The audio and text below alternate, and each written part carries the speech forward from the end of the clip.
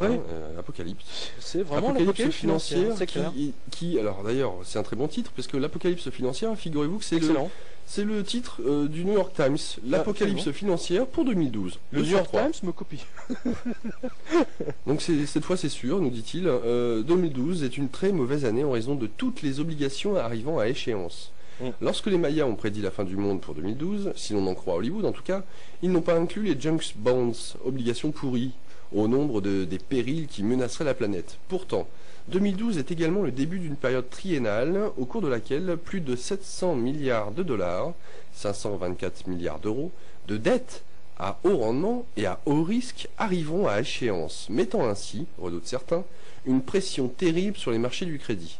Comme l'État fédéral américain devra régler une énorme facture au même moment, les entreprises risquent d'avoir du mal à obtenir de nouveaux prêts, ce qui déclencherait une vague de défauts de paiement et de faillite en cascade. Et ça, c'était le Courrier international qui l'a repris et qui a titré l'Apocalypse financière est pour 2012.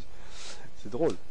Comme quoi. Maintenant, et quand je disais au début de cette émission que là, ça a commencé, bah voilà.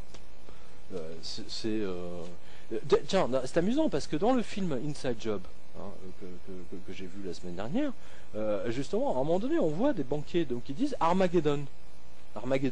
Parce que pour les Américains, Armageddon, c'est l'apocalypse, c'est le terme qu'ils utilisent le plus souvent pour l'apocalypse, parce qu'ils sont très marqués par le côté évangélique de la chose. Ouais. Donc on voit que vraiment, on est dedans, quoi.